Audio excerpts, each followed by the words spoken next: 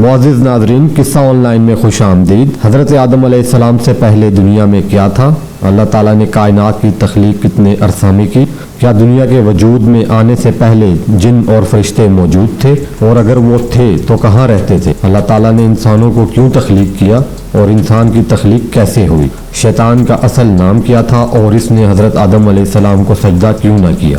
کائنات میں انسانوں کے بسنے سے پہلے آخر کیا تھا؟ یہ تمام وہ سوالات ہیں جو اکثر ہمارے ذہن میں آتے ہیں۔ معزز ناظرین، ہم اپنی آج کی اس ویڈیو میں ان تمام سوالات کے جوابات آپ کو بتائیں گے، لہٰذا ویڈیو کو آخر تک ضرور دیکھیے گا۔ معزز ناظرین، ایک صحابی حضور اکرم صلی اللہ علیہ وسلم کی خدمت میں حاضر ہوئے اور سوال کیا کہ اے اللہ کے نبی، زمین اور آسمان کو پیدا کرنے سے پہلے ہمارا پروردگار کہاں تھا؟ آپ صلی اللہ علیہ وسلم نے فرمایا کہ تب اللہ تعالیٰ کے سوا اور کچھ نہیں تھا، پھر اس نے پانی پر اپنا عرش بنایا، گویا یہ اس کائنات کی ابتدا تھی۔ پھر اللہ نے قلم کو پیدا کیا اور اس کو حکم دیا کہ لکھ، اور قلم نے اللہ تعالیٰ کے حکم سے اس کے علم سے قیامت تک ہونے والا سب کچھ لوح محفوظ میں لکھ دیا۔ اس کے بعد آسمان اور زمین کی 6 دن میں تخلیق ہوئی۔ ایک دفعہ یمن سے آئے ہوئے ایک وفد نے حضور پاک صلی اللہ علیہ وسلم سے کہا کہ ہم آپ سے دین کی سمجھ اور قلم کی ابتدا جاننے کے لیے آئے ہیں، تو آپ صلی اللہ علیہ وسلم نے فرمایا کہ سب سے پہلے صرف اللہ تھا، اس کا عرش پانی پر تھا، پھر اس نے قلم پیدا کیا، اس قلم نے لوح محفوظ پر قیامت تک ہونے والے تمام واقعات لکھ دیے، پھر آسمان اور زمین کو پیدا کیا گیا۔ معزز ناظرین، اس کی جو ترتیب ہمیں روایات سے پتہ چلتی ہیں وہ کچھ یوں ہے کہ اللہ تعالیٰ نے ہفتے کے دن مٹی یعنی زمین کو پیدا کیا، اتوار کو اس میں پہاڑ بنائے، پیر کے دن اس میں درخت اگائے، منگل کے دن تکالیف، مصیبتیں، جراثیم اور بیماریاں بنائیں، بدھ کے دن نور کو پیدا فرمایا، جمعرات کو زمین میں چوپائے بنائے اور انہیں زمین میں پھیلا دیے، اور پھر جمعہ کے دن کی آخری گھڑیوں میں یعنی عصر کے بعد حضرت آدم علیہ السلام کو پیدا فرمایا۔ گویا اللہ تعالیٰ نے انسان کی پیدائش سے پہلے اس کی آسائشوں کے لیے زمین اور اس پر ضرورت کے تمام اشیاء پیدا فرما دی تھی، یعنی مخلوق کی ابتدا میں آخری نمبر پر انسان کو پیدا کیا گیا، اور نسل انسانی میں سب سے پہلی تخلیق حضرت آدم علیہ السلام کی تھی۔ انسانوں کی پیدائش سے پہلے فرشتوں اور جنوں کی تخلیق بھی ہو چکی تھی۔ فرشتے اللہ تعالیٰ کی وہ مخلوق ہیں جن کا اصل ٹھکانہ آسمان ہے، اور وہ زمین والوں کے لیے استغفار کرتے رہتے ہیں۔ فرشتوں کو نور سے پیدا کیا گیا، جبکہ جنوں کی پیدائش آگ سے کی گئی، اور انسانوں کی تخلیق مٹی سے ہوئی۔ ابلیس جو کہ شیطان تھا، وہ بھی فرشتوں میں سے نہیں بلکہ جنوں میں سے تھا، اس کی تخلیق بھی آگ سے کی گئی۔ کچھ روایات سے پتہ چلتا ہے کہ حضرت آدم علیہ السلام سے 2000 سال پہلے جنات پیدا کیے گئے، اور جب وہ فتنہ فساد میں حد سے آگے بڑھ گئے تو اللہ تعالیٰ نے ان کی طرف فرشتوں کا ایک لشکر بھیجا، ان میں خوب مارکا آرائی ہوئی، اور ان میں فرشتوں نے جنوں کو تہس نہس کر کے رکھ دیا، اور وہ سمندروں کے جزیروں میں پناہ لینے پر مجبور ہو گئے، اور آج تک ان کے رہنے کی جگہ یہی جزیرے ہیں۔ معزز ناظرین، ابلیس یعنی شیطان جو کہ جنات کا سردار ہے، اس کا ایک تخت ہے اور وہ تخت پانی پر ہے۔ ابلیس کا اصل نام عزازیل تھا، اور اس کی نافرمانی کرنے کے بعد اسے ابلیس کا نام دیا گیا۔ ابلیس کا وہ تخت حقیقتاً کس جگہ پر ہے یہ ہم نہیں جانتے۔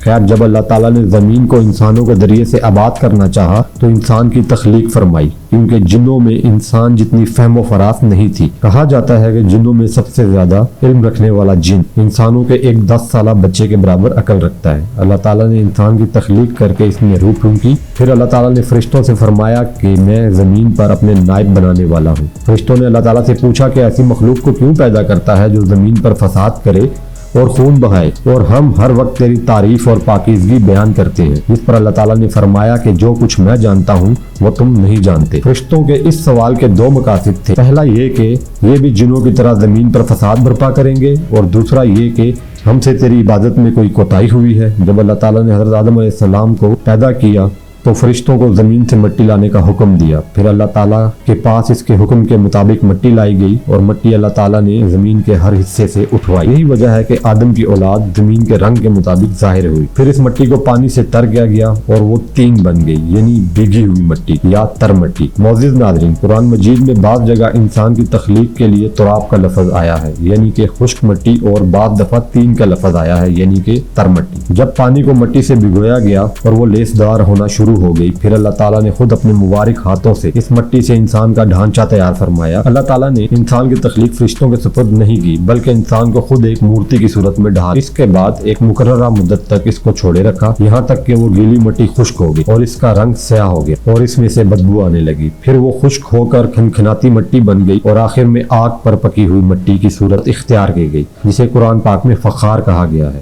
یعنی بولنے والی مٹی۔ تخلیق آدم اللہ تعالیٰ کا ایک کرشمہ ہے۔ انسانوں کو ایک بہترین شکل عطا کی گئی۔ اس وقت انسان کا قد بہت لمبا تھا اور اس کے بعد آنے والے لوگوں کے قد گھٹتے چلے گئے۔ انسانوں میں سب سے لمبا قد حضرت آدم علیہ السلام کا تھا۔ ایک روایت میں حضرت آدم علیہ السلام کا قد 60 ہاتھ یعنی 60 میٹر بتایا گیا ہے۔ معزز ناظرین، جب اللہ تعالیٰ نے انسان کا ڈھانچہ بنا کر خشک ہونے کے لیے ایک مقررہ مدت تک چھوڑے رکھا تو ابلیس یعنی شیطان اس کے گرد چکر کاٹنے لگا۔ وہ اس ڈھانچے کو ٹھوکر مارتا اور اس میں سے ایسی آواز آتی جیسے خالی مٹی کے مٹکے سے آتی ہے، اور اس نے دیکھا کہ یہ ڈھانچہ پیٹ والا ہے تو وہ سمجھ گیا کہ یہ مخلوق اپنے آپ پر قابو نہ رکھ پائے گی۔ حضرت آدم علیہ السلام میں روح ڈالنے سے پہلے فرشتوں کا گزر اس ڈھانچے کے پاس سے ہوا تو وہ گھبرا گئے، اور ابلیس بھی اس ڈھانچے کے پاس سے گزرتا تو ٹھوکر مار کر کہتا کہ تجھے کسی خاص مقصد کے لیے پیدا کیا گیا ہے۔ یہ کہہ کر وہ اس کے منہ کے رستے اس میں داخل ہو جاتا اور کمر کے رستے باہر آ جاتا۔ پھر اس نے فرشتوں سے کہا کہ اس سے گھبرانے کی کوئی ضرورت نہیں، اگر مجھے اس پر مسلط کیا گیا تو میں اسے ہلاکت میں ڈال دوں گا، اور اگر اسے مجھ پر مسلط کیا گیا تو میں یقیناً اس کی نافرمانی کروں گا۔ یعنی ابھی حضرت آدم علیہ السلام میں اللہ تعالیٰ نے روح تک نہیں پھونکی تھی، تب سے ابلیس اور انسان کی عداوت اور دشمنی واضح تھی۔ پھر اللہ تعالیٰ نے حضرت آدم علیہ السلام میں روح پھونکی، جیسے ہی روح اس مجسمے میں سر کی طرف سے داخل کی گئی تو آدم علیہ السلام کو چھینک آ گئی۔ فرشتوں نے حضرت آدم علیہ السلام سے کہا کہ الحمدللہ کہ یہ انہوں نے کہہ دیا۔ جب روح ان کی آنکھوں میں داخل ہوئی تو ان کی آنکھوں نے جنت کے پھلوں کو دیکھا تو غور و فکر کرنے لگے۔ پھر روح پیٹ میں داخل ہوئی تو کھانے کی طلب ہوئی، یعنی روح ابھی ٹانگوں تک نہیں پہنچی تھی اور کھانے کی خواہش محسوس ہونے لگی۔ جب آدم علیہ السلام میں روح پھونک دی گئی تو اللہ تعالیٰ نے ان کی پشت مبارک پر ہاتھ پھیرا، جس سے قیامت تک آنے والے تمام انسان باہر آ گئے۔ آدم علیہ السلام کی تمام اولاد ان کے سامنے ظاہر ہو گئی۔ معزز ناظرین، یہ بات قرآن و حدیث سے بھی واضح ہے۔ پھر اللہ تعالیٰ نے اولاد آدم سے انہی کے بارے میں اقرار لیا کہ کیا میں تمہارا رب نہیں ہوں؟ تو تمام انسانوں نے جواب دیا کہ ہم اقرار کرتے ہیں تو ہی ہمارا رب ہے۔ اللہ تعالیٰ نے حضرت آدم علیہ السلام میں روح پھونک کر فرشتوں اور جنوں کو سجدہ کرنے کا حکم دیا۔ ابلیس کے علاوہ سب نے آدم علیہ السلام کو سجدہ کیا۔ اللہ تعالیٰ نے ابلیس سے پوچھا کہ تجھے کس چیز نے سجدے سے روک دیا؟ تو اس نے جواب دیا کہ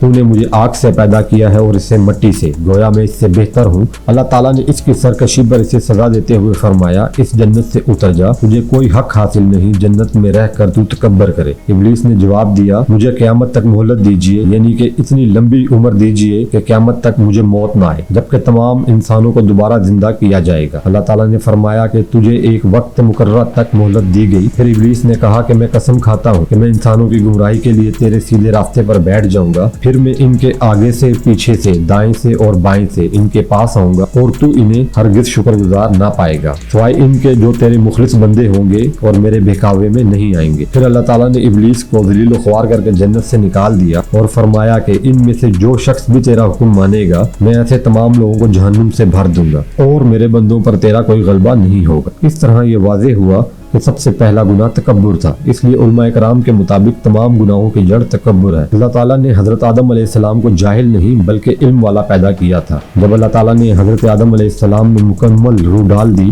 اور وہ اپنے پیروں پر کھڑے ہو گئے تو اللہ تعالیٰ نے انہیں حکم دیا کہ جاؤ فرشتوں کی جماعت کو السلام علیکم کہو۔ حضرت آدم علیہ السلام کے سلام کے جواب میں انہوں نے وعلیکم السلام کہا۔ اللہ تعالیٰ نے فرمایا کہ یہ تیرا اور تیری اولاد کا آپس میں ایک دوسرے کو تحفہ اور ہدیہ ہے۔ اللہ تعالیٰ نے حضرت آدم علیہ السلام کو ابتدا میں ہی تمام نام سکھا دیے۔ وہ اللہ تعالیٰ کے حکم سے آسمان اور زمین کی ہر چیز کا نام اور اس کا استعمال جانتے تھے۔ اللہ تعالیٰ نے ان تمام چیزوں کا نام جب فرشتوں سے پوچھا تو وہ ان چیزوں کے نام سے واقف نہ تھے۔ پھر آدم علیہ السلام نے ان تمام چیزوں کے نام بتائے۔ تب اللہ تعالیٰ نے فرشتوں سے فرمایا کہ میں نے کہا تھا کہ میں وہ جانتا ہوں جو تم نہیں جانتے۔ پھر ایک روز جب حضرت آدم علیہ السلام سو رہے تھے تو اللہ تعالیٰ نے ان کی بائیں پسلی سے اما ہوا کو پیدا فرمایا اور انہیں حضرت آدم علیہ السلام کا ہم سفر بنایا۔ جب حضرت آدم علیہ السلام بیدار ہوئے تو انہوں نے ہوا کو اپنے پاس بیٹھے ہوئے دیکھا اور انہوں نے پوچھا کہ تم کون ہو؟ انہوں نے جواب دیا کہ میں عورت ہوں۔ حضرت ہوا قیامت تک آنے والی تمام عورتوں میں سب سے زیادہ خوبصورت تھی۔ حضرت آدم اور حضرت ہوا دونوں جنت میں رہتے تھے۔ انہیں نور کا لباس پہنایا گیا۔ جب ابلیس نے انہیں گمراہ کرنا شروع کر دیا اور اللہ تعالیٰ نے جس درخت کا پھل کھانے से इन्हें मना फरमाया था, शैतान ने वही उन्हें खाने पर मजबूर कर दिया,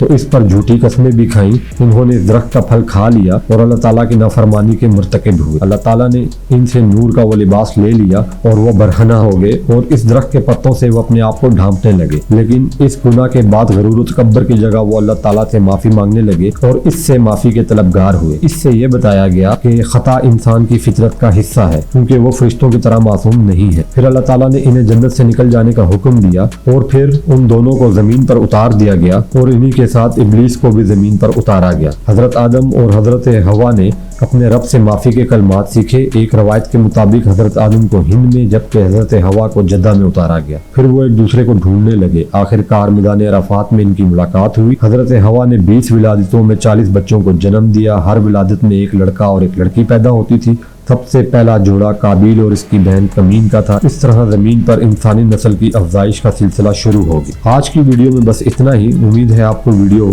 जरूर पसंद आई होगी। आपसे गुजारिश है कि हमारे चैनल को सब्सक्राइब करें, वीडियो को लाइक करें और दूसरों के साथ शेयर जरूर करें।